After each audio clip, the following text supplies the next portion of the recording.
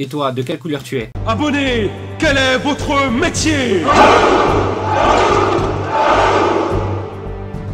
Salut les soldats, c'est Manar. Aujourd'hui, j'ai décidé de vous parler des différentes couleurs qu'on trouve dans le jeu de cartes Dragon Ball Super Card Game. Donc dans ce jeu, en tout, il y a 5 couleurs, 4 couleurs principales et une qui a été rajoutée par la suite. Donc on aura le rouge, le bleu, le vert et le jaune, et la couleur qui a été rajoutée par la suite, le noir, qui est considéré un petit peu comme une couleur incolore. On va voir pourquoi par la suite. On va voir maintenant plus en détail le style de jeu de chacune de ces couleurs. On commence avec la couleur rouge. Elle augmente la puissance et la capacité de frappe. Vous l'aurez compris, c'est une couleur qui va faire énormément de dégâts. La couleur bleue, elle va vous permettre de charger votre énergie afin de libérer les cartes puissantes. Donc plus d'invocations, plus de combos, etc. Ensuite, la couleur verte, elle effacera et détruira les cartes de votre adversaire afin de réduire son nombre de cartes et prendre la possession du terrain. La couleur jaune, cette couleur dispose d'une très grande capacité défensive et surtout de contre. Le but sera d'interférer et de bloquer les stratégies adverses. Et enfin la dernière couleur, la couleur noire, celle qui est dit incolore, parce qu'en fait à proprement parler c'est pas vraiment une couleur, ça va être une couleur qui va se mélanger avec une des 4 autres couleurs principales. Donc cette couleur va pouvoir améliorer et renforcer les lacunes